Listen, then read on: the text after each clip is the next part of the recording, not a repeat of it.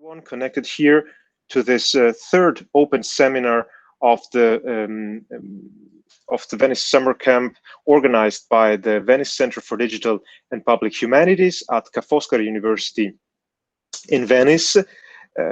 For those who join us for the first time, I would like to remember that this was originally planned as a in-presence summer school, but being a research center based also on digital and public topics, we moved it with a special program online. And we are already at our third day, and I'm very glad to introduce our colleague and friend, Carolina Fernández-Castrillo, who is an assistant professor at the Universidad Carlos III in Madrid. And she's also a visiting research fellow at our research center here in Venice.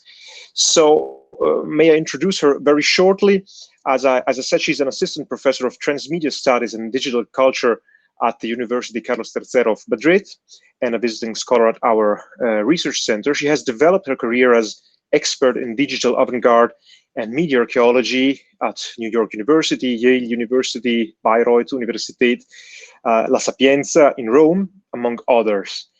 In the last years, she has been the director of several international research groups in collaboration with multiple institutions and research centers, as for instance, the Internet Interdisciplinary Institute at Open University of Catalonia, founded by Manuel Castellas and directed by Derrick de Kerkhove, or the School of Creative Media, the City University of Hong Kong, invited by Jeffrey Shaw.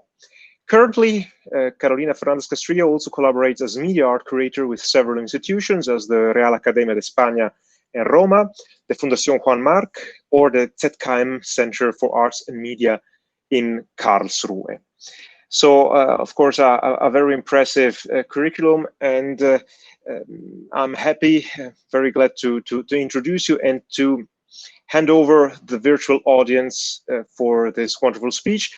The audience may comment during the speech, of course, with the chat that you find on the upper right side of your screen. And after the presentation, we will open the floor, the digital floor, for a discussion. Thank you very much, Carolina, and hello. Thank you very much, Diego. I am so pleased to be with you virtually. Well, the first plan was even better, being in Venice face-to-face. Okay, well, we are not at Palazzo Ca' Foscari, but I am so glad because I have many friends, many colleagues and students here. So, well, maybe this is the good side of this pandemic situation. And today I would like to introduce a topic I am working on, and I will ask some of my colleagues to help me, because I think that it means much more if we do something in collaboration. If we are talking about user-generated content, it has no sense that I give a speech and that's all. That's why I have structured this seminar in the following way. I'm going to share my screen. Please just let me know if you see it. Is it fine? Do you follow me? Yes, absolutely. Okay, great. Yeah, as you see here, the title of this seminar is Emergent Cultural Practices at the Age of User-Generated Content. And my idea is to structure this short seminar in three parts. The first will be a theoretical background. Then I would like to give you some more details about our current situation, this legal framework that we have, because I find that in order to understand the first concept that we will see in the first part, like, well, how works the remix culture, the mashup age, user-generated content, interactivity, produciage, among others, we also have to understand which is the current legislation on copyright in terms of creation, production, distribution of user-generated artworks. And we will approach the concept of copyleft, Creative Commons licenses, and maybe the most important and unknown part is the Article 17, the new copyright directive from the European Union. Just to mention, it's going to be everything very brief because the very interesting and attractive part will be to explore together the current case studies. In the third place, we will review some recent examples related to emergent cultural practices during the coronavirus lockdown. And here we will focus our attention on the social network Instagram. I find is the platform, the social network that is more attractive for artists, curators, creators, and this is something that I confirmed during the last month. From Instagram, I found a very, very important and successful project.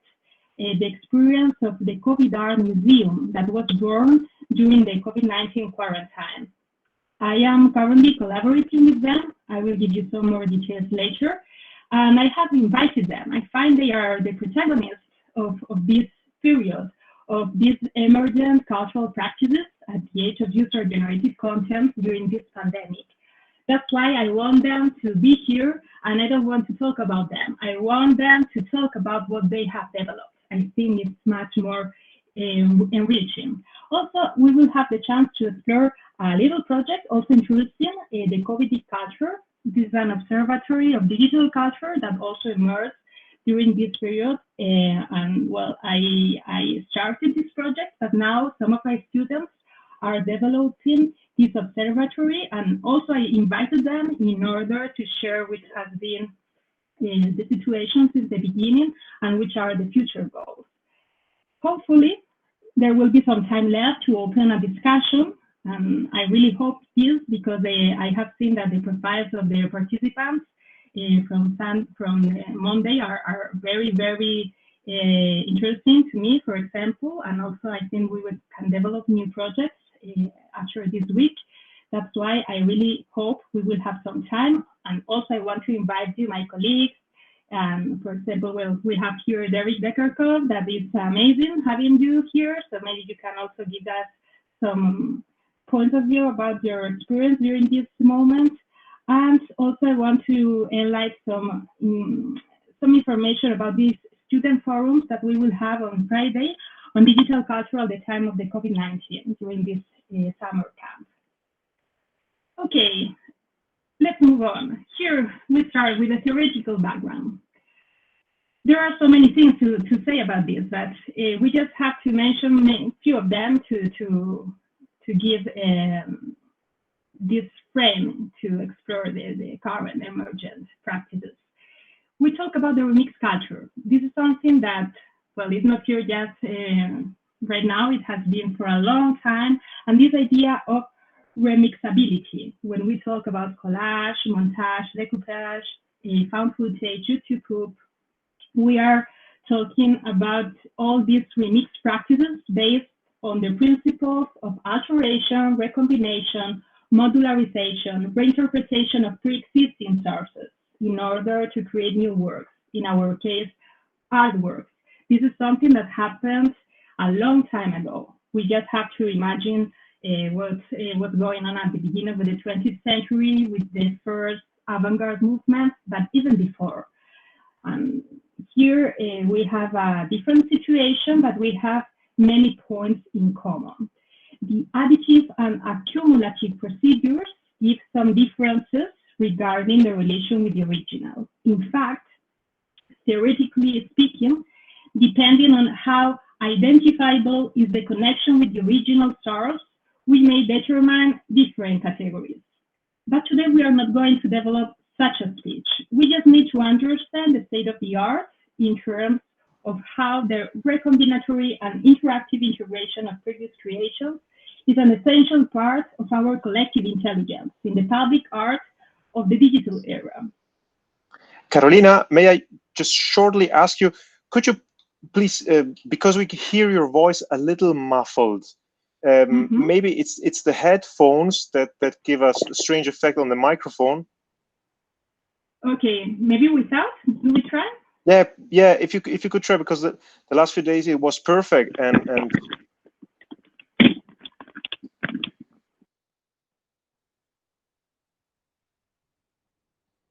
okay, try it. The mic is off. Try to put it on.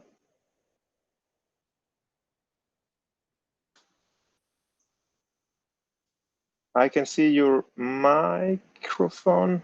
Okay, No. please talk. Yes, Okay. go ahead. Is it better now? Absolutely better. Yeah, Absolutely okay, better. great. So Thank you, thank you, thank you. perfect. Sorry for interrupting. Please No, go ahead. thank you for letting me know. Okay, going on with the speech I was telling you, as you probably know, well, I am part of this media archaeological field, and you know that the main experts on this are Erkio Tamo, Siegfried Zielinski, Jussi Parikka, that we were so lucky of having him in Venice at the end of the last year. And this approach is interesting because it's like trying to understand what's going on right now through the previous examples from the past. And when we talk about remixability and the remix culture, we should say that the most human cultures develop by borrowing and reworking forms and styles from other cultures. The resulting remixes were to be incorporated into other cultures. In fact, if you think about the ancient Rome, remixed ancient Greece, and so on, there are so many examples. More recently, Netflix, for instance, has found a gold mine by reviewing the 80s teens movies with the successful web television series Stranger Things, for instance. In 2003, in the introduction to the Korean edition of The Language of New Media, Manovich stated that there were three main periods of remixing. That's what he said. The first remix is what already for a few decades we refer to as postmodernism. Is the remixing of previous cultural contents and forms within a given media or cultural form. And we find this in many fields, like music, architecture, fashion. There are so many examples. The second type of remixing is very interesting and also even more important for our current situation, and is the one of the national cultural traditions, how they are remixed.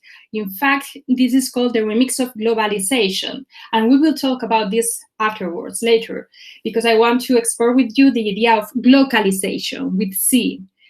And the third, the final, is the remix between the interfaces of various cultural forms and the new software techniques. In short, it means the remix between culture and computers. In fact, the computer is a very powerful remix instrument, as Peter Weibel said in the postmedia condition. This is the essence of what we have now. Through the binary code, we can mix and remix wherever we want. So this is a privilege.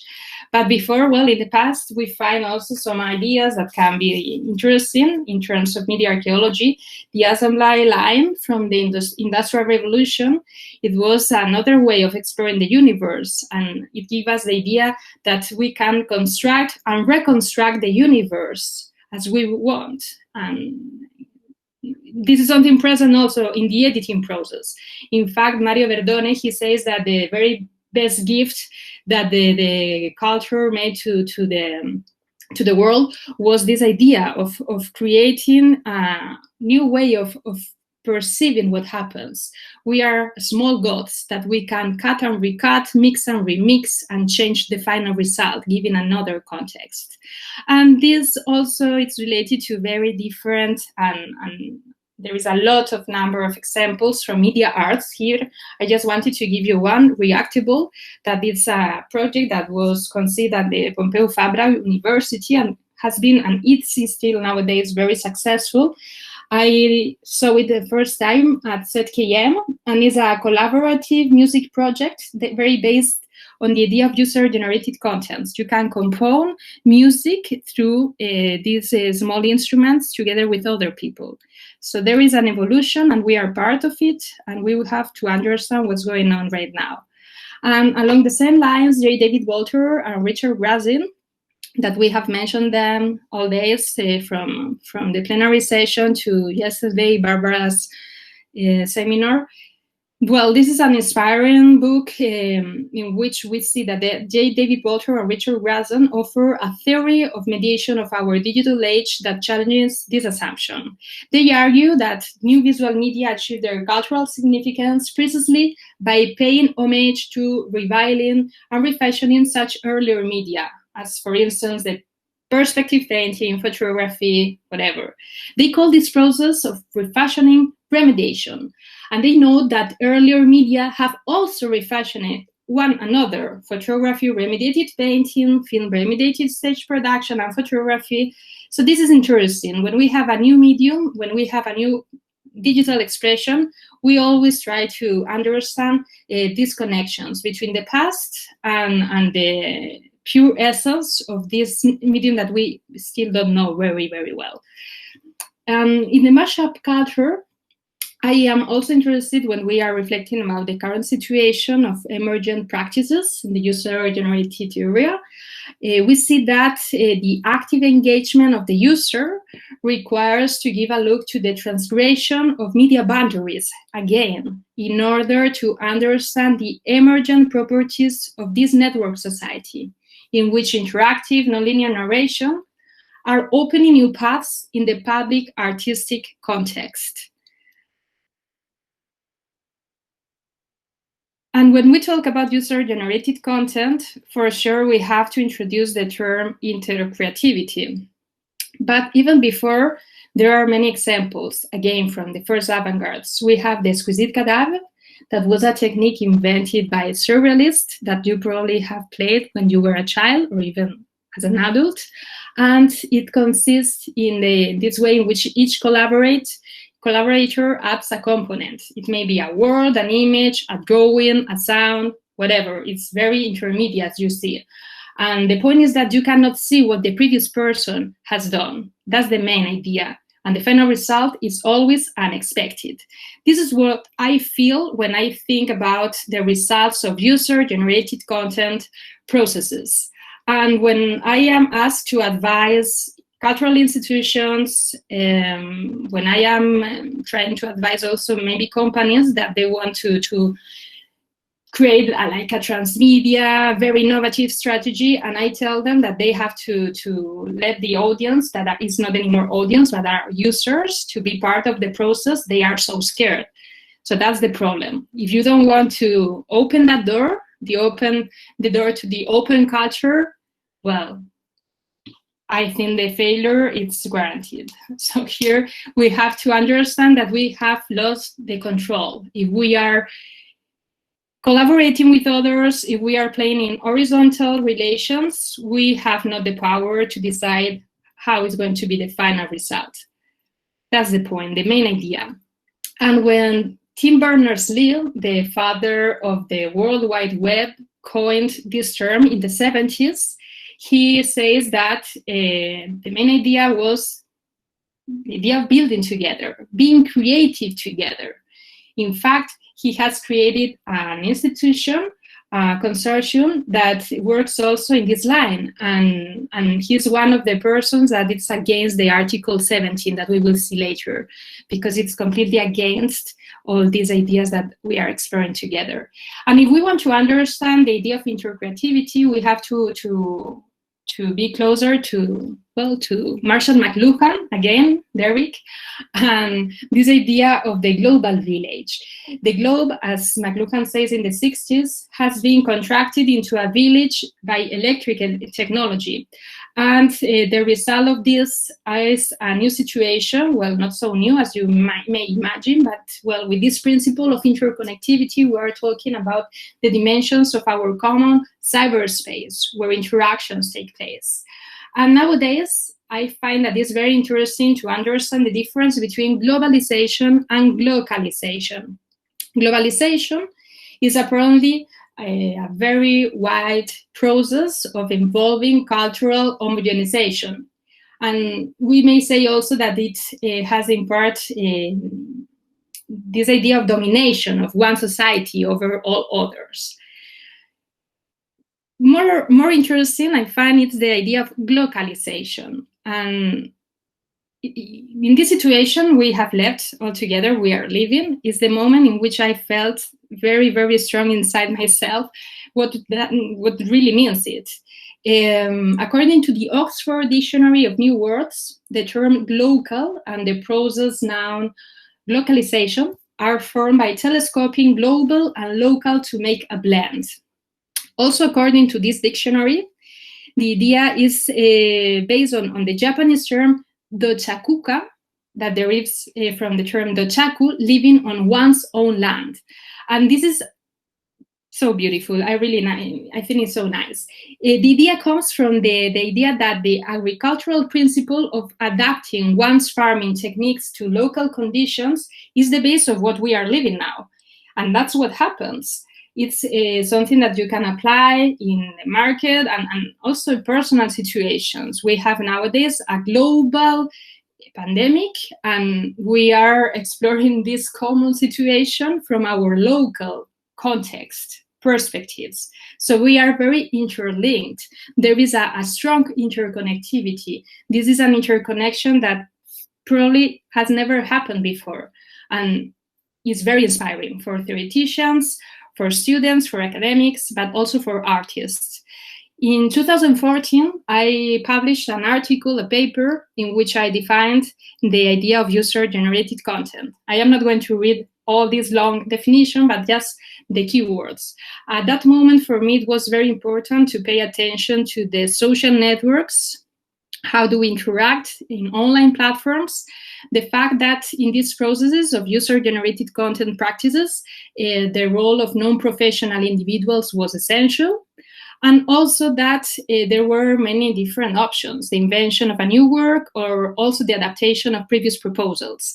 This is something also that we relate to the remix culture, to the mashups, and we have mentioned that before. And again, another important aspect is the transmedia component and the collaborative dynamics on the web. I will introduce two new terms: collaborative remixability. That is something that, if you want to know more about that, there is an author that is Barb Dyband, and he explores it. If you need more details, sorry, I will let you know. And also the principle of modularity, that it's again linked to the idea of the assembly line. This is another step in terms of media archaeology. What about the transmedia user-generated strategies? What I have found in the last years is that the presence of the user-generated contents, when we want to describe what transmedia strategies are, is becoming more and more important. A transmedia story normally takes place in different narrative spaces, and it includes key information over a variety of platforms. It requires a more interactive involvement from the audience. That's why we don't talk about audience, but we talk about users. And some of the key terms are fandom, for sure. The collaboration with the fans, it's the basis. And here we have also the nonlinear narrations, because when we are talking in terms of open culture, we lose this power, and the narrations start to be very, very open. That's why it's so interesting from my point of view. And we talk also about integrated productions. We talk about the use of several platforms, several media, in order to reach a common goal. This is the expansion of the core idea, the main idea. It's like, how can we expand the basis of this story in order to develop it together with other people? The use of different platforms is essential. And when we talk about this, I really think Henry Jenkins gives an extraordinary definition. He says that in the ideal form of transmedia storytelling, each medium does what it does best. And this is what I really believe. It's like, okay, you have an idea, but you have to make it explode. You have to make it expand through different platforms, and you have to engage the users in order to build something together. And it is becoming more and more important, this interaction, this way of creating horizontal ways of creation, production, and distribution. I will say that it's a milestone in the current evolution of transmedia strategies. This is what I think 6 years after I published that paper with the definition. And regarding the role of the user, As you probably know, in the 80s, Alvin Toffler coined this term prosumer. That was the synthesis between the producer and the consumer, and it means the proactive consumer. But after some years later, 20 years later, in 2008, Axel Brands published another book that you see here, in which he started to talk about the producage and introduced a new protagonist, the producer. And here we have the synthesis between the producer and the user. Here it's something that we are living right now. Henry Jenkins talked about the convergence culture as something that will happen in the future, but it's part of the present, maybe even from the past. And that's why I want to open this discussion with you to see which are the following steps, to also share which have been your experiences during the last months and what have you seen around, because it's amazing the final results and how the creators, the artists, and also non-professional thinkers and individuals have been part of this process. I also remember something that can be related to what we are living now. Jürgen Habermas, he says that after the Industrial Revolution, well, it was a very important moment to open critical public debate, and the very big transition between the past and that present at that time was the creation of these common public spaces where the people were able to decide the future of their communities somehow. And this is what we have in digital terms right now. We also mention, and we must do it, what is changing in terms of surveillance during these months. I have to confess, I am very, very worried about this. But it's true that we have this common public digital arena in social, political, and creative terms, and we have to understand which is our position and which are also our limits. And here, unfortunately, I have to say that the legal framework doesn't follow the digital state of the art, even if it's possible to activate these interpretive processes. We can be part of the taking decisions all over the world. Unfortunately, it doesn't happen. And when we talk in creative terms, we have a very high wall. And this is something that we have to play and we have to fight together. Open culture, well, is the best situation we may imagine, right? It's where what all creators want. It should come from developing, altering, and enriching already existing works on the basis of sharing and collaboration without being restricted. That's what all of us probably want. But there are some rules that don't allow to have this equal access to information. That's why we have to understand some differences. You know that copyright is different from copyleft. Creative Commons is part of copyleft, and the public domain, well, is the best situation because we are free to activate all this mashup and remix and relaboration dynamics that we have mentioned. And related to the field of the Creative Commons, we see that there is the Professor Lawrence Lessig, that is one of the main defenders of a society that allows and encourages derivative works. That is what we are talking about, by integrating, editing, changing, and improving pre-existing materials. That's why he created in 2001 a non-profit organization that you read here, Creative Commons, in the United States, in order to open creativity licenses to the net. And what is interesting for us is that Creative Commons offers a special set of sampling licenses which let artists and authors invite other people to use a part of their work to make it new. What happens is that, there are lots of interests here. There are major sites and fields. For instance, in individual terms, many artists and creators choose open in order to reach a broader audiences. With the licenses that Creative Commons gives you, well, you can decide if you allow or not the users to copy, distribute, mix or remix, but the main condition is that everybody has to mention and quote the author. So the author may decide. And this is something very, very attractive. Other artists, other creators choose a Creative Commons to make their work more discoverable or more easily adaptable into other projects. Still others choose also this license to open the works because they believe in the democratization and they want to have this open culture like a very reality.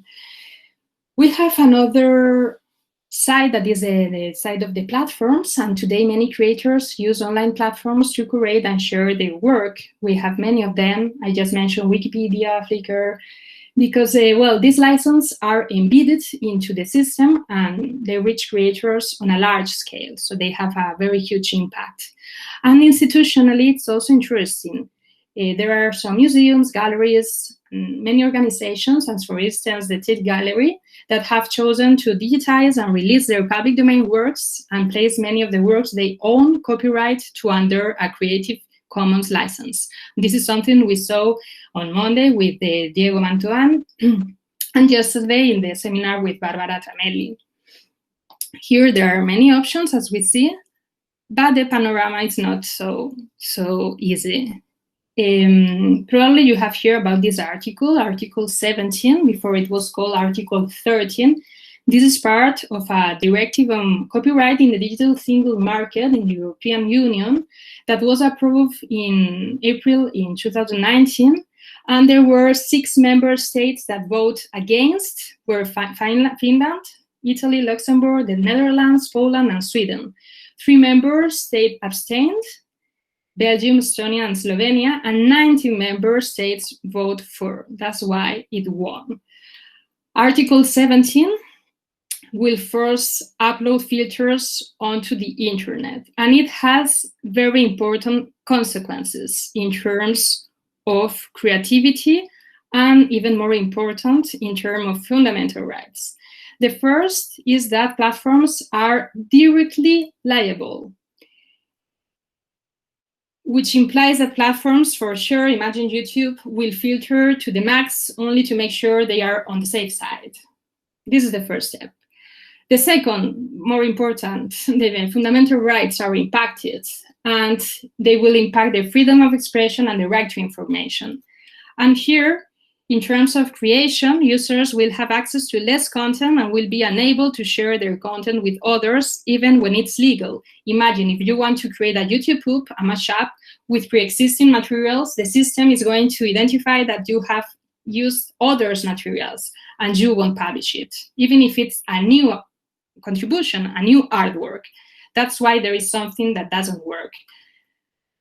The second point, many creators will see their content get blocked too, and they will have less choice on where to share their creations. So, okay, we will have a very difficult landscape, but we have some time. The European Union member states will now have less than 2 years' time to implement the directive into their own national legislation, and the fight continues, but in each of our countries. So here we have to play hard in order to try to render flexible this legislation.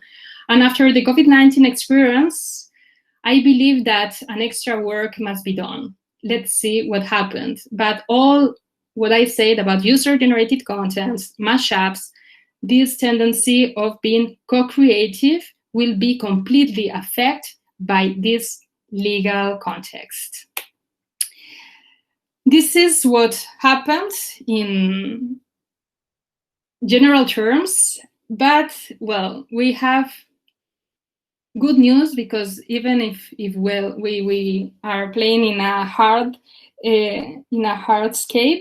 landscape, we have also interesting and successful projects as the COVID Art Museum with over 122,000 followers that was conceived by 3 advertising creatives from Barcelona, Emma Calvo, Irene Llorca, and José Guerrero. Today we are here with Emma and José.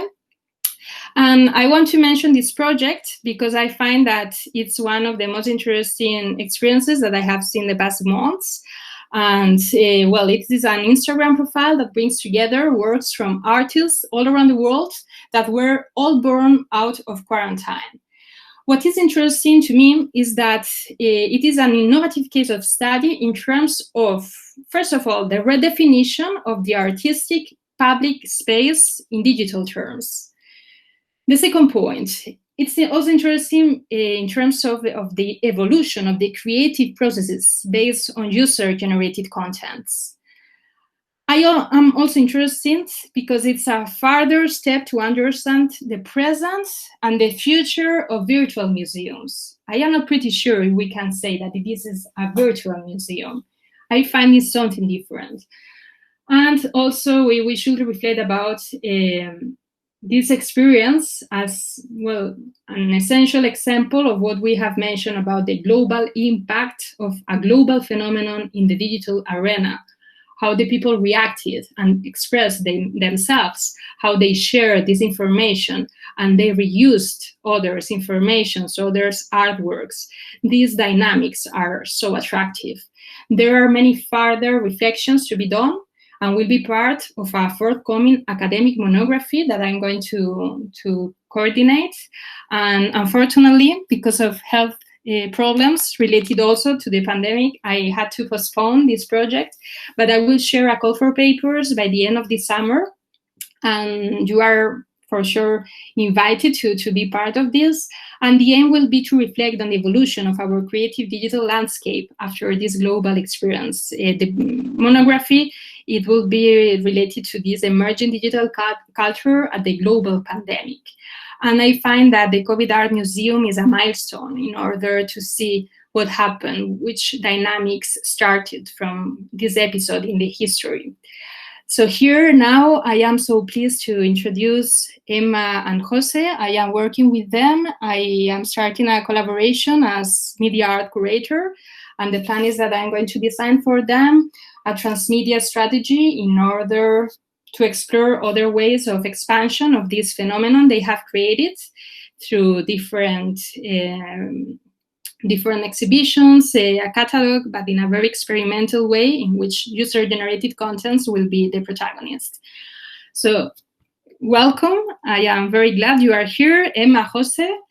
And well, first of all, I would like to understand a little bit better, together with the other participants, which was the first aim of your project and how can you define it? Is it a virtual museum? Is it not a virtual museum? So please start, and thank you for being here.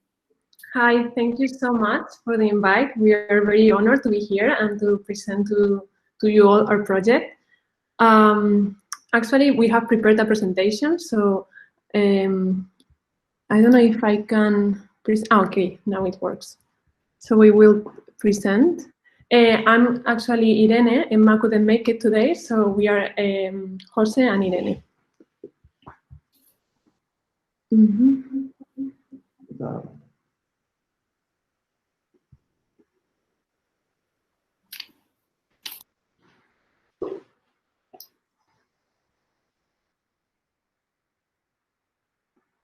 Okay, can you see now the presentation?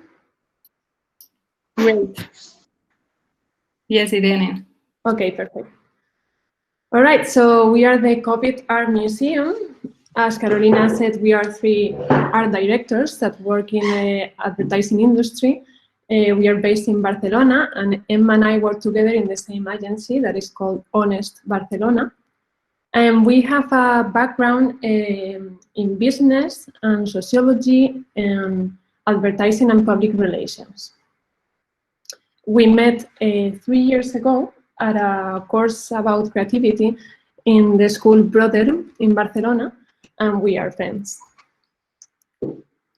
So the COVID Art Museum is a virtual museum that is hosted on Instagram that collects all the art that is produced during the quarantine and that relates to the pandemic.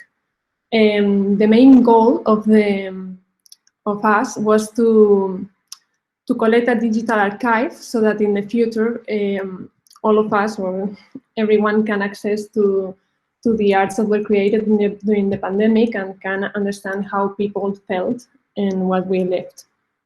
Other goals of the museum was to give visibility to the artists in the times of crisis, and also helping and entertaining the people that are at home, and also the artists. This is kind of different of a physical museum, of course. We have different functions, and for example, we are digital curators. We never get to see the artworks in real life. We have to trust the images, and also we work as community managers. We are constantly reviewing the messages that we receive, and also collaborations and other projects. We also, like, I don't know, 80% of the things that we do are public relations, because this museum was born during the pandemic. We started with 0 followers, and our work was to expand this idea. And yeah, like, this is all the work that we have done. And also we generate content, like, for example, arts and chats with artists. That is an Instagram live session that we hold with several artists to get to know more about them, what inspired them to do the project, and also more information that can be relevant to our audience. Okay, so can we stop this video? Yes. Okay. Oops. Sorry. Okay. So I remember when it was the idea was born. It was the 3rd week on March. It was when in Spain started the quarantine. And Irene, Emma, and I, we were speaking about other initiatives that were done in Spain, as streaming concerts or some activities at balconies, and we saw that people was doing art at home, because they got a lot of time because of the quarantine. So this art that they were doing, they was sharing it in Instagram. So that trend made us think that maybe it could be a good idea to take this art and display it in a museum. So we, for that reason, we created this Instagram called Instagram COVID Art Museum. And I think the use of this word, the word museum, was because it was a very easy way to make understand what is the idea. Because people know that a museum is a place where the art is displayed. Okay. And in that museum, we were displaying a lot of kind of different art, because we think that the focus or the main goal is to show art that can connect with the people in this situation. So we don't really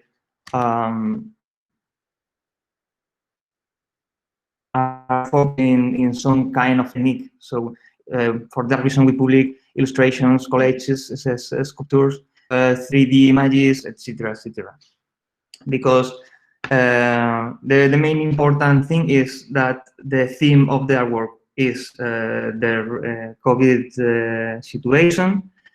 It has to be produced during the pandemic time. It has to be original. The message has to be original, and as well, of course, we look for high quality images or works in general. And as you can see in the presentation, by the form we have in the profile of our Instagram, we have received 6,000 artworks and 50, more or less, 50,000 works more by the hashtag. And the artists come from 105 different countries, at least. Yes, and also there are all kinds of artists. Some of them are professional artists and have a background in arts, and others are just amateur artists that they just happen to have so much time in their hands at home, and they decided to create something to express themselves, and some of the artworks are really great quality, even though it was the first time that they came to produce art. Well, the reason we choose Instagram, it was because that trend that we saw at the beginning, it was already in Instagram. So we just use it because people was using it before. And as well, it is a tool very shareable. So it is a very good way to spread fastly the message and the idea. And as well, the people has the opportunity to speak about what they feel or what they think about the work, and people can have feedback for the artist or other users. And also, this helped us so much for the promotion of the museum, because it's very easy for the audience to tag their friends, to share, to share in their stories, to talk about the museum. So as we are not a physical museum, we are not a real museum, this is our way to spread our idea, and it has helped us a lot. Okay, this is one of the most shareable or most commented or most liked works. And as you can see, as well, I have to say that to be in Instagram make you, Instagram has his own style, I guess. Mm-hmm. So people expect in Instagram to see very beautiful things or very naive things. So for that reason, the works that are a bit naive or so nice are more liked than others that can be more raw or more critical. So this is our more the most liked and shared artworks. We have seen that also many of the artworks that are most liked are the ones that contain a happy message about the future, and that spreads some kind of strength and the sense of community.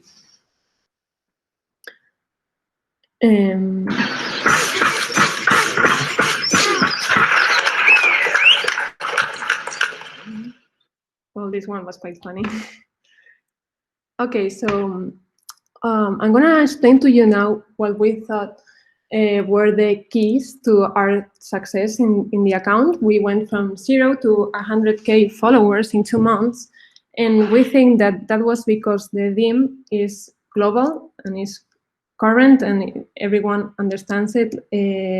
Since the COVID crisis has affected many countries in the world, it is something that we can all relate to. It doesn't matter where we are. And also that just the name alone gets the idea. So it was very easy to spread it, because when we contacted the first media to tell them about our idea, just with saying like we are the COVID Art Museum, they understood, and we didn't even show them the museum. They already knew what it was about. So that was very easy. Also, since it's user-generated content, is very attractive for the artists, and we have received a lot of artworks that has helped us to do the museum as the curators. We haven't explained this, but most of the artworks come from the same artists that send them to us, but also some of them are from artists that we contact, because we see that their artworks are very nice. Maybe they don't know about the museum, but since having the platform of the museum is very easy for us to connect with other artists and not get lost in all their DMs. So that was also a key point. Also, it was a very favorable media moment, because the news were awful this month, In fact, like I think it happened to most of us that we didn't even want to see the TV anymore. Like a couple months ago, it was terrible.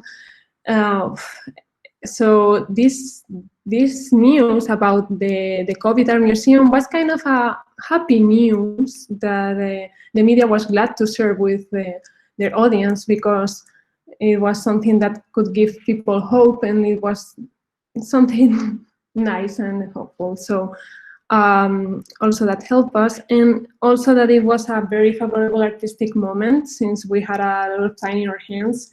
A lot of art was produced. We were living, and we are living, a crazy situation that we never believed we could go through, and that is always a key part for artists to talk about their experience.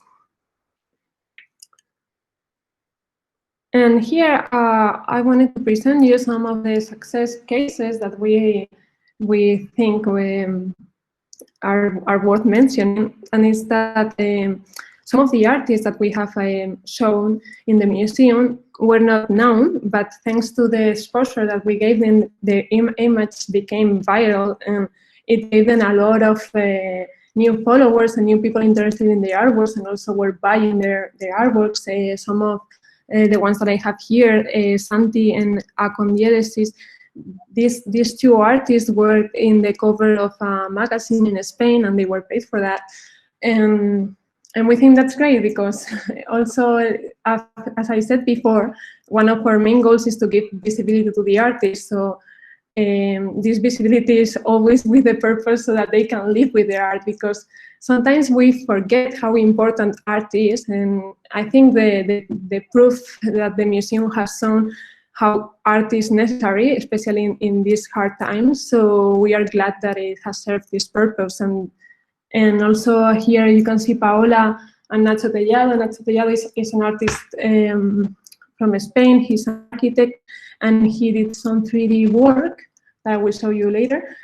And he was contacted by a British agency, and he did a spot for this agency. So, like, we have seen, these are the things that we know, that the artists told us that they have gotten job offers and things like this.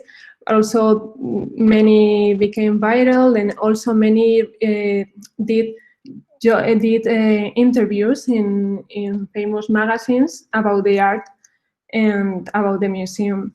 And yeah, here I will show you. Also, I forgot to mention some of the artists that we exhibited in the museum. They did collaborations together, which we think that was great. And they produced art together.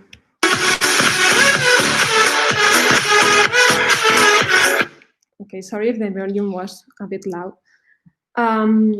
Well, regarding the media response, we have had a presence in more than 1,000 media. Among those, you can see here big media from all over the world. This wasn't a coincidence. Like, we worked hard for that, because we were, as I said, 80%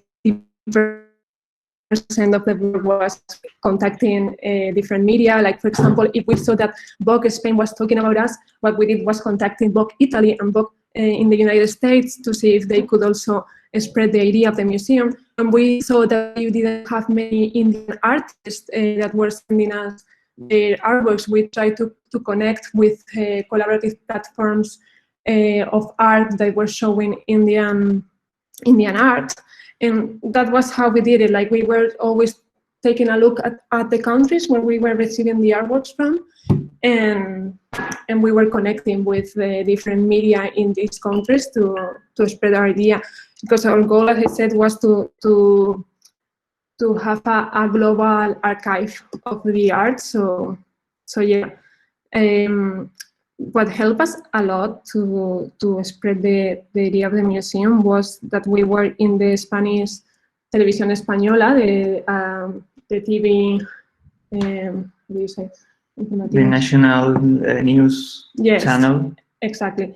And also this same day, Stefan Sackmeister, which is a great designer, he did a shout out from his account about the museum, and it was crazy. In a day we got like double the followers, and then it started every day, every interview that we did, every radio program, every TV program, it was like maybe 1,000 more followers and more and more. And that's how we got to where we are now.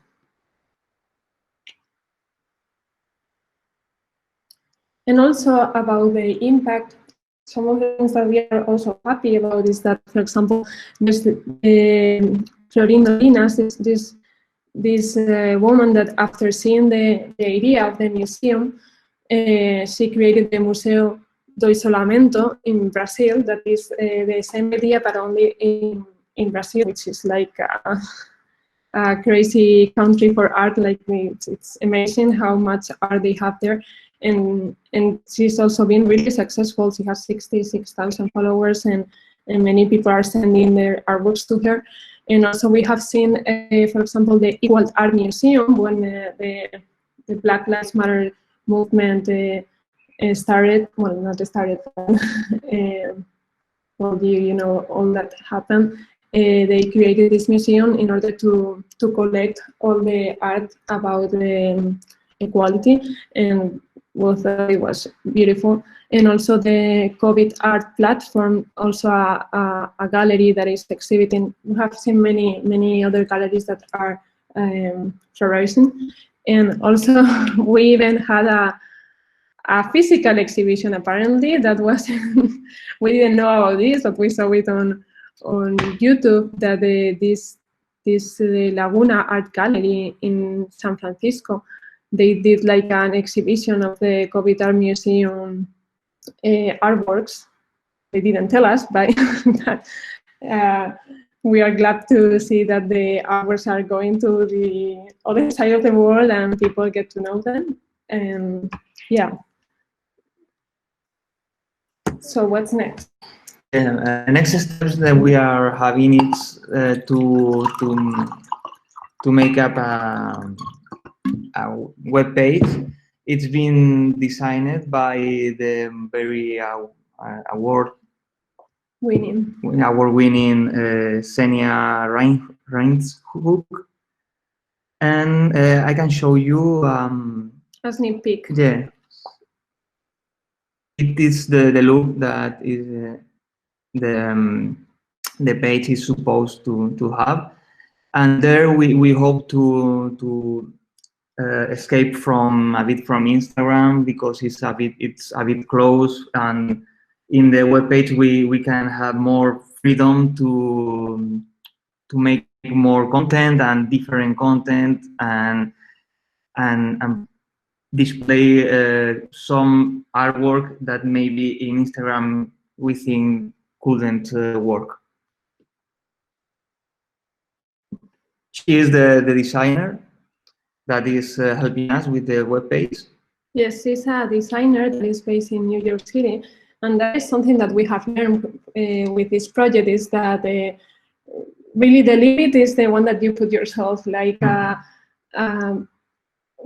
the thing is that we live in a digital world, and it's so easy to connect with people that are on the other side of the planet, and they might be interested in your project and might want to help you. So that is something that we always have to take into account when doing any kinds of project, like to think of the opportunities that Instagram and internet gives you. And also we want to prepare a physical exhibition that will be a really nice way to end the project, because we think that the artworks that are displayed on Instagram, they are very limited to the space of Instagram, and some of them are amazing. They deserve a bigger space, and also to contemplate them in real life and to see all the details and to get to know more about the artists that are behind the artworks, and that will be a really beautiful ending of our project. And well, that's it. If you have any questions, we will be happy to answer them. And here we have left you our contacts if you would like to ask us any questions later. Thank you, Irene and Jose. Thank you very much. And thank you for sharing all these details. This is very, very interesting. Also, the bad practices about user-generated content. That also happens sometimes, like the exhibition you told, when you are in a global phenomenon, these things happen. And also reflected about that, it's something that we have to do. Now, for me, I think the challenging part will be to translate all this digital phenomenon, this experience, these interactions, into an analogical and presential thing. Just to say something so general thing, because we even don't know exactly how it's going to be. But to translate all these dynamics that are so complex somehow, because we first have to understand what happened during these 2 months. It was completely new. And how can we make these people protagonists in another context, in another space? This was a global situation. This was a common shared space, like a cathartic experience. And how can we translate it to a specific context in a pre-existing institution, perhaps? And how these protagonists can be part of the process. So this is a challenge to see how what we learn from your experience, from your project, can be translated to the traditional artistic world. This is something very experimental. And I find that we don't have a point of reference from the past, so it's very challenging. I really like to see that all around the world, people are engaged with this idea that you have started, and we have to see how it will follow and the impact to the pre-existing artistic context. So thank you very much, and if you don't mind, we will wait until the end. In 10 minutes, we will open a short discussion, I am afraid, because I want to introduce also another small project, but I am very pleased that some of the protagonists are here. During the pandemic, I was ill. I had to give lessons from home. I got the COVID. It was a very hard process, but I wanted to stimulate my youngest student from the undergraduate program, and I thought about creating a sort of digital observatory for academic purposes in order to see which were the experiences that were starting at that moment. It's different from the COVID Art Museum because it's focused on maybe popular cultural interaction between users in a very wide way, not just in terms of aesthetics and artistic interactions. That's why we created this small observatory. And now there are 3 of the members of the team. At the beginning, they were all the students that were, as professor, I was so glad of the results because I thought they were very motivated. And finally, Fidel Enciso, Jordi Moya, and Teresa Perez are now in charge of this observatory that is the first observatory of digital culture in COVID-19 time, based on the idea of user-generated content and co-creative research is the basis of the interactions that we are exploring in these days, and how ongoing emergent practices are changing the way in which we are creating new interrelations. And I want you to express what is your experience, which is the aim of the project. First of all, I would like to know which is the aim of the observatory. If you can rephrase and maybe expand what I have said. And this is your turn. Thank you so much for being here today. Thank you so much, Carolina. We are so glad to be here too. First of all, good morning, everyone. My name is Teresa, and my colleagues are Fidel and Jordi. We are the team leading the Observatory of Digital Culture in COVID-19 time. And this observatory takes place at Instagram, and its aim is to position itself on this platform as the first observatory of emerging cultural practices during COVID-19 crisis. Because although restrictions are decreasing in most of Europe, there is still a series of limitations regarding art and culture.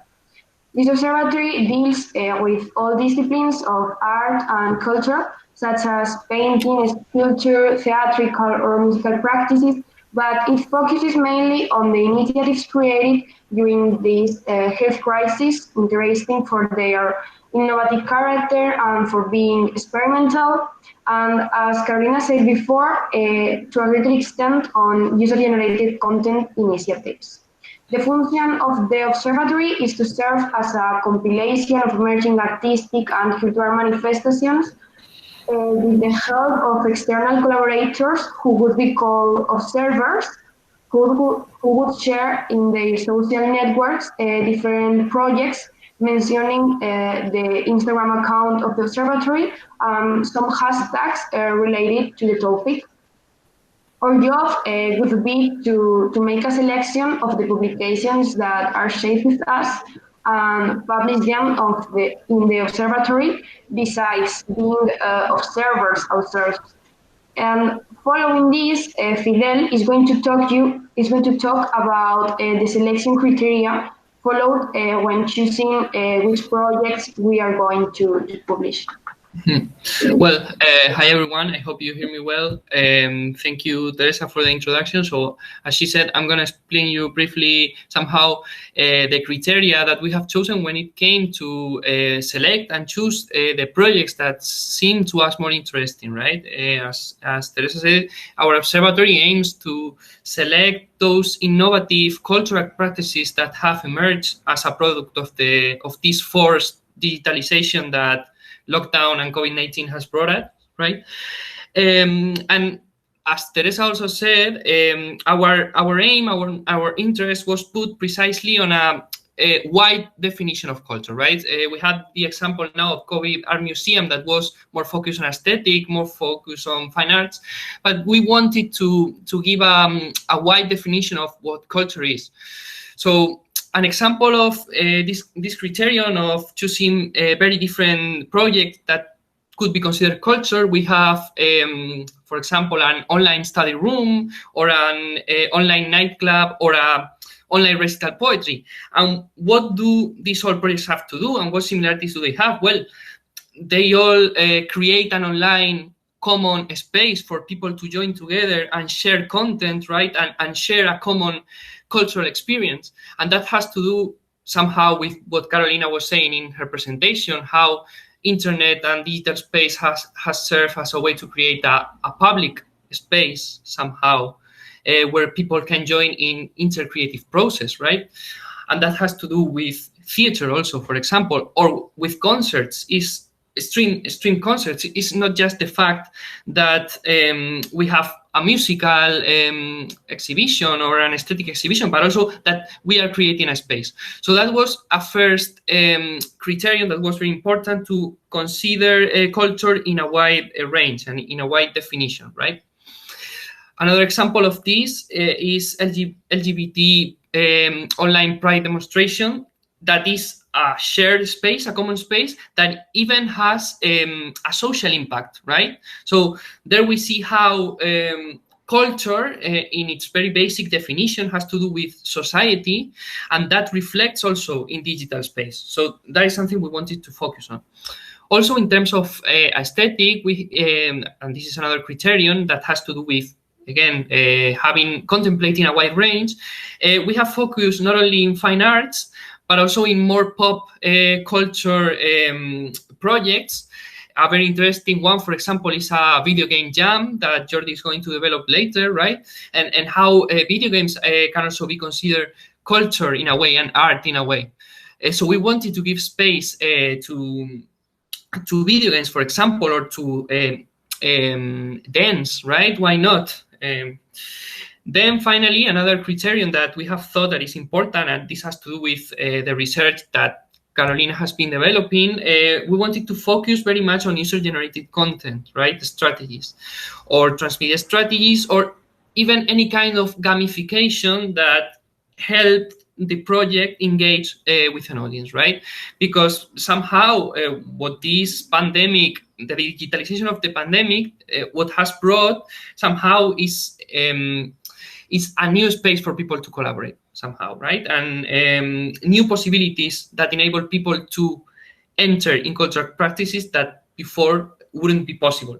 So that was very important to us, the user-generated content, the transmedia strategies, and so on and so on, right? So I would say those are mainly the three main criteria that we have chosen to focus on projects that happen in the digital space, right? And I think that's important. And now Jordi is going to develop some of the maybe most interesting projects. He's going to share with you the Instagram page so that you can see. Yes. Thank you. Hi, everyone. And I'm going to share the screen in order for you to see our Instagram page. I don't know. I don't know if you can see everything. You can see it. Okay, perfect. So now, as Fidel said, I'm going to talk about some of the case studies that we have been sharing through our Instagram page. And as we said before, our observatory includes different types of cultural practices. For instance, we have various visual projects like the Confined Film Gincana, as we can see here, organized by the No Todo Film Fest and Javier Freser, in which the participants have 49 hours for creating a short film that has to include specific requirements. And all the short films are available on YouTube, Instagram, and on their web. And moreover, here in this hashtag, we can also see pictures of how the different participants have recorded their videos, and it's very interesting. Then related to this, we also find here, okay, we also find projects related to online video games, as we can see here, the online video game jam organized by ESNE University, that under the theme of portrait of the current situation, the coordinators of this project have received around 46 video game submissions developed in a reduced format time of 64 hours. And we can see here some pictures of these video games. And then we will also like to share with you a project more focused in traditional forms of art, and this project is Poemas para la Siesta, nap poems in English, that was created by Chus Garcia Fernández, that consists in an online poetry recital organized with 11 other poets that was broadcast live on Facebook to make a metaphorical farewell to the calls and video conferences that we have been forced to do during that confinement. And we can see here how that project was carried out. And regarding music, during this pandemic, we have seen several creative proposals developed by musicians and singers, and we would like to share with you this project created by Tame Impala, and in particular by Kevin Parker, the creator of Tame Impala, that has used part of his confinement to launch a new version of his latest album, that is called The Slow Rush, with the special feature that the album sounds as if you were listening to it inside the bathroom of a house that is having a party. So he also recommends listening the album with headphones to have a more isolated feeling, and that remains, it's a way of, it reminds us of being at home. And finally, we would like to finish showing to you an example of how social movements can also benefit from digital strategies and user-generated content, with the example of the association FEL GTB and Column Association that organized a virtual demonstration celebrating LGTB Pride. That demonstration worked through a geolocalization system that placed the different avatars connected in a virtual map, and the users could interact between themselves through the virtual chat and enjoy different live performance with the LGTB theme. And that's all. I recommend you to follow our page, and it's been a pleasure.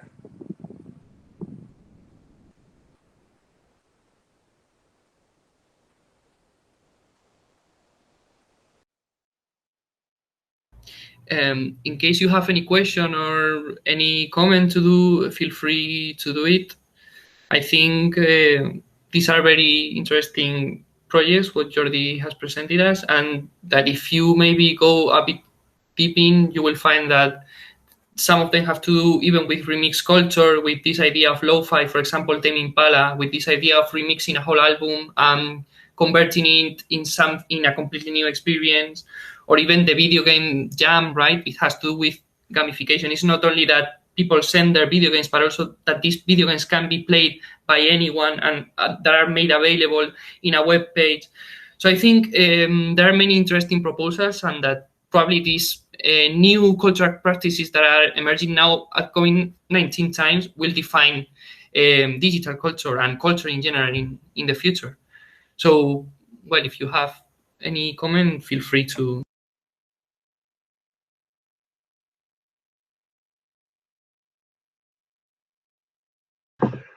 You have the mic closed, Carolina. Yes, Carolina, the microphone is on mute. I think she knows. It's not working. Oh my goodness. Yeah, she can. Get out and get back in again. So meanwhile, while Carolina is struggling with her connection, I may open the floor to questions. So thank you very much, first of all, to all of you. It's really been a brilliant presentation. While Carolina has problems connecting, let's see, because there were a few questions during your presentation, beginning with Giovanni Pescarmona. Yes. Do you hear me? Giovanni, please go ahead. Yes, we can hear you. Hello. So thank you very much. The morning was very, very, very interesting. And I had actually two questions. One is for Carolina. Maybe I will wait when she will be back with us. And the other is for the responsible of the COVID Art Museum. So I think your project is very, very compelling and interesting. And I had a curiosity because my thought is that the platform at a certain point became like self-sustaining, with the interest sparked by the images, gathering new artists to participate to the project. But when you started, did you have like a pool of selected artists that you personally knew, or you had some contacts with galleries or curators, or you yourself are curators? So how did you start it?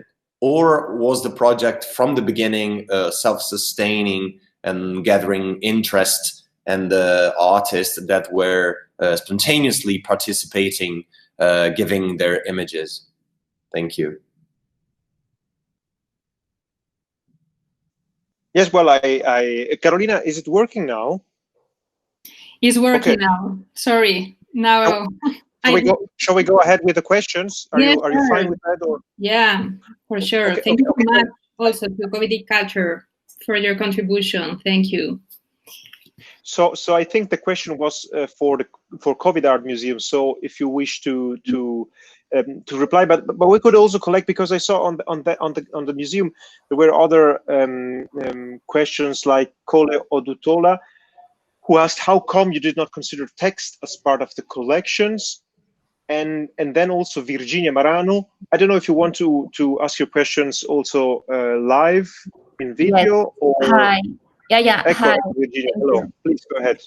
Yeah, thank you for the talk. It was really interesting. And for me, I think my question is also linked to the Giovanni's one, because it's also a kind of curiosity. And I was wondering, how did you choose the artworks that have been included in the digital archive of the museum? So on which criteria did you choose these artworks? And then also for me, it was really I don't know, you talked about beautiful artwork. So I was wondering what it means, and if does an artwork need to be beautiful or not? Because I mean, during the pandemic, honestly, I'm not expecting beautiful artwork. So it was just more a curiosity. But thank you for the talk. It was really interesting. Yeah. Thank you, Virginia. Cole, would you like to ask your question live? So we have the three for the COVID Art Museum, and then they can answer. All right, good. I have two questions. One question for Carolina about one question for Carolina, and it's going to be when she was talking about the legal framework.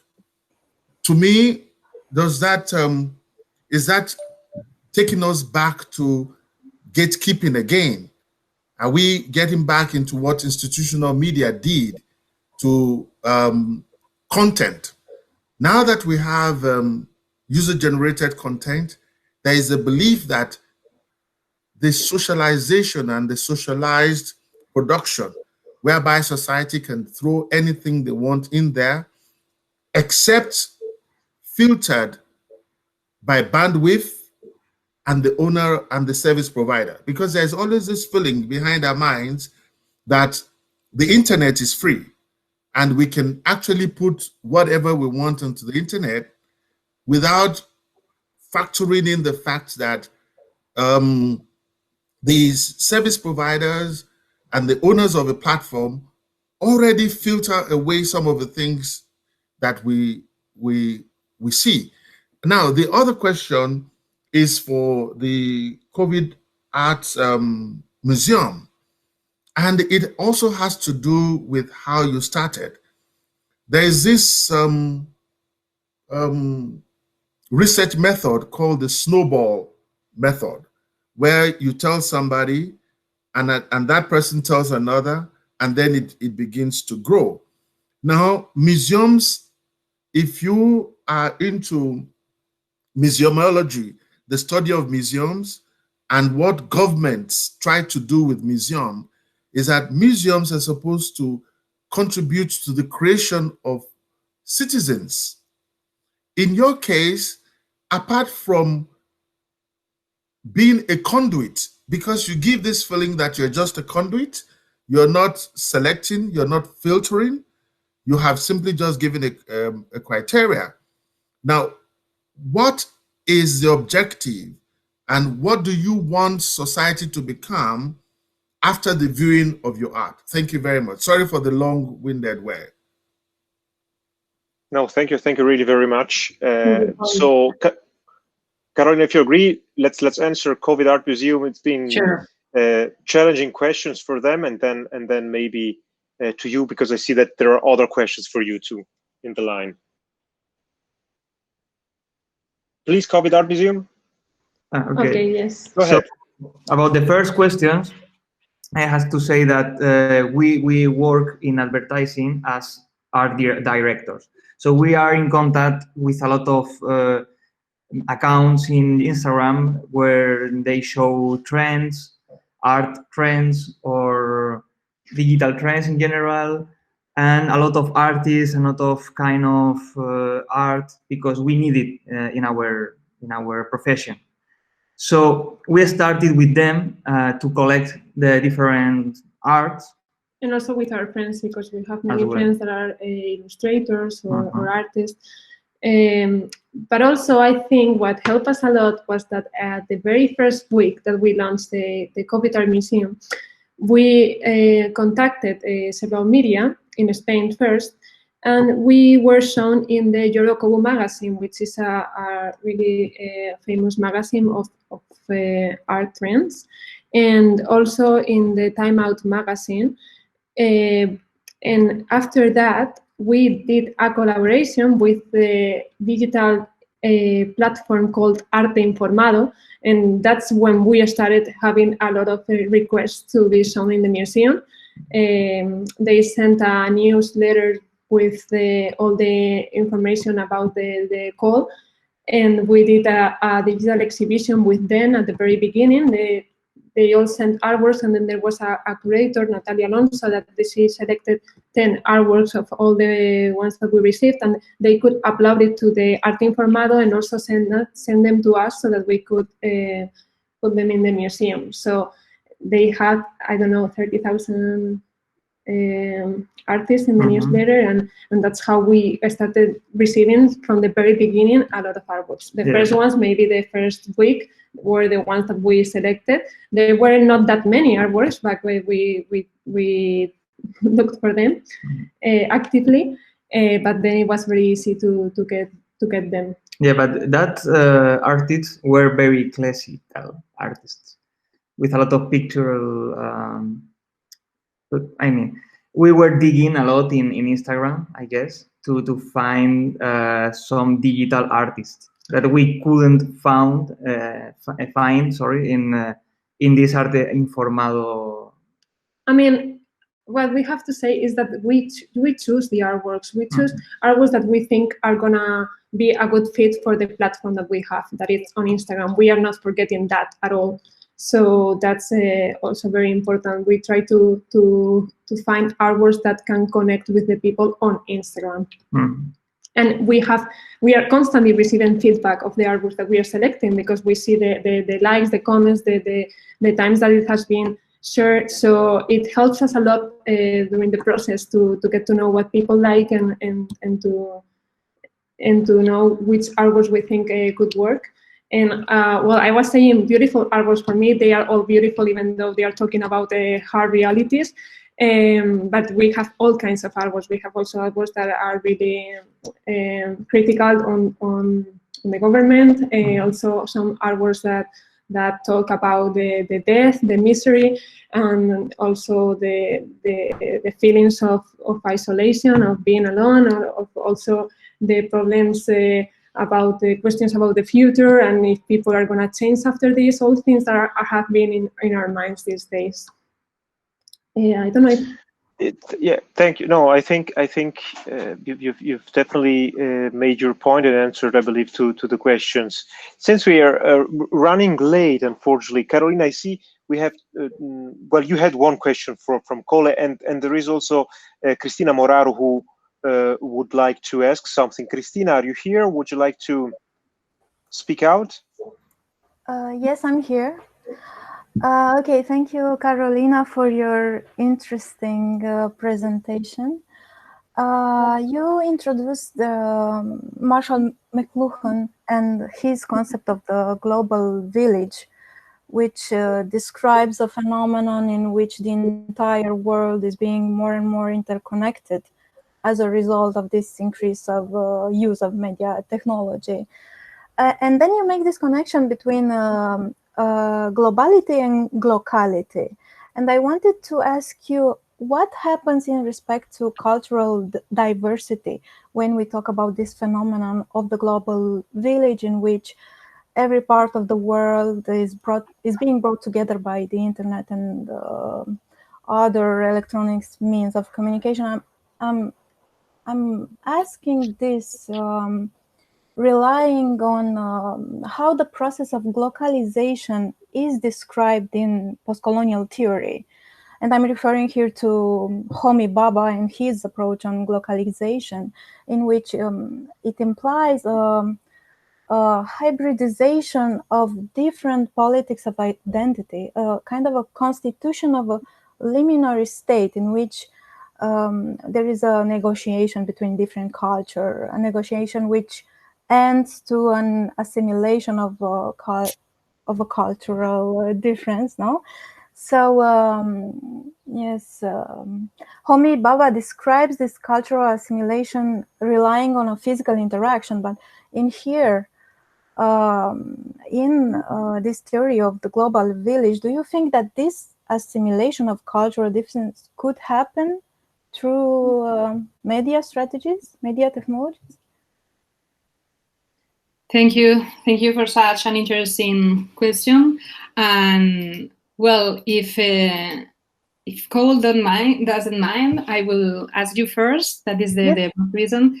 And unfortunately, Derek Dekerkov is not here because he had some technical problems. He left, but as you probably know, he's the right hand of McLuhan. He's the successor. He was here during the conference. He's a very close friend of mine. And if you want to ask anything about McLuhan, he's traveling all the world around, and he's like, yeah, sort of magician that is trying to connect with him, and he offers such an inspiring seminars related to how the world is right now, in contrast to the world that he imagined in the 60s. So he is the biggest expert on McLuhan's in the world right now. Related to the idea of locality, what I find is that with the pandemic, there is a redefinition of our points of view related to this topic. I find that with this experience and the world, how it's now and it's going to be, because I am afraid it's something that has changed us, all of us. And also this is related to the second answer that I want to give you after this. I find that now the local part is taking more advantage.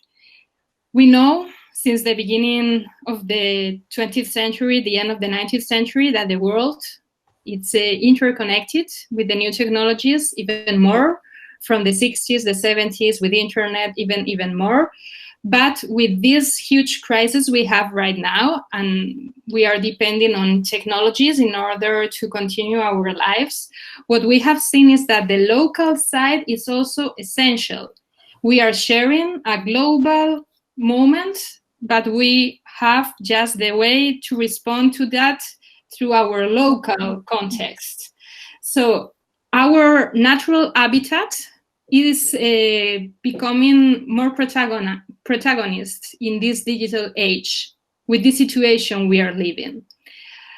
I find that, okay, we are still going to fly, maybe we are going to be interconnected. I was working between 2 different countries, but perhaps it's going to be more difficult because of the sanitary measures that we are taking, that the governments are taking, and it is rendered this idea that maybe we forgot that we belong to a specific space and time, a specific space, because the concept of time is very global, and through the new technologies, it's something that we can share easily, but not the space. And with this situation, we are forced to reflect again about the place where we belong to, and how can we make an hybrid, how can we find an hybrid solution to this world that we are starting to live. And regarding the first question, I find that for sure the legal context we are living now is related to this gatekeeping situation.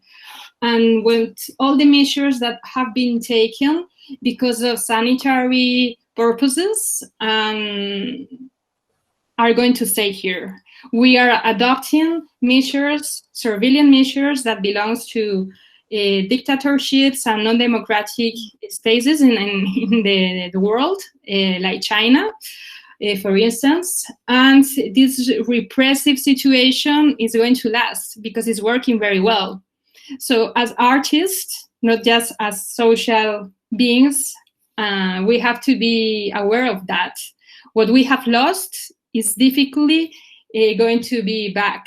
And yeah, dark web, the fake news are very scary, but it's even more scary to me to see that we are going to be very restricted.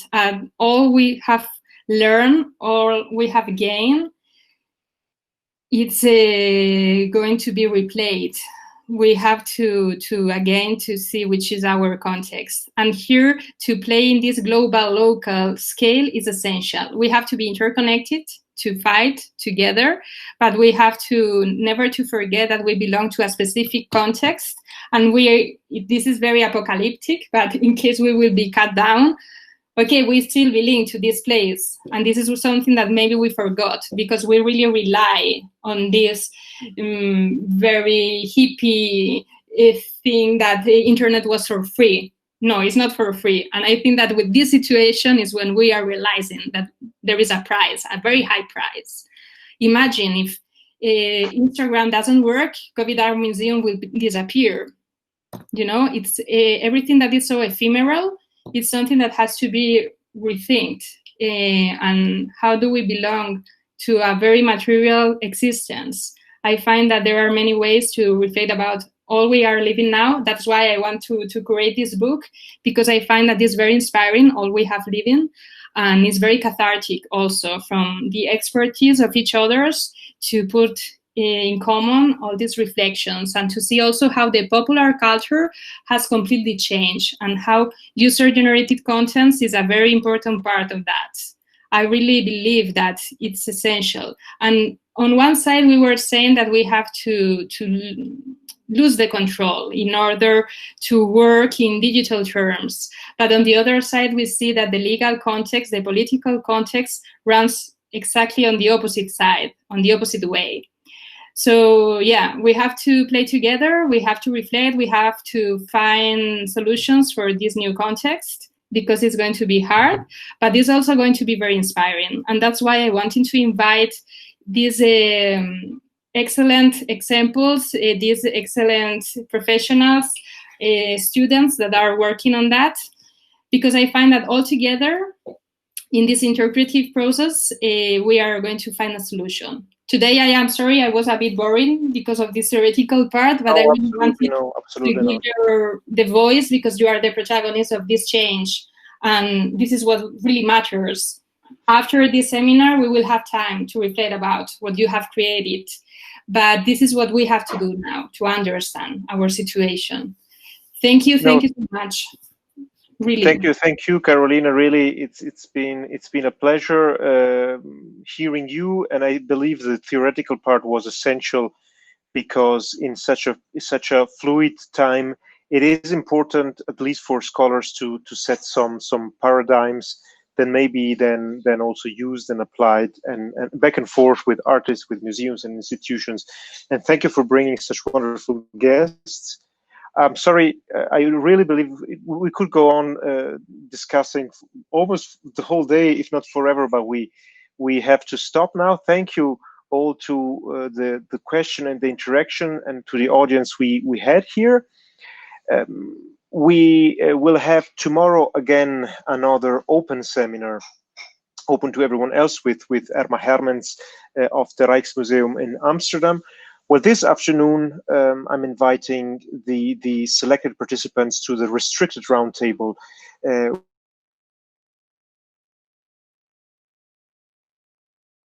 will meet again on the other room at 3:30 p.m. So again, thank you, Carolina.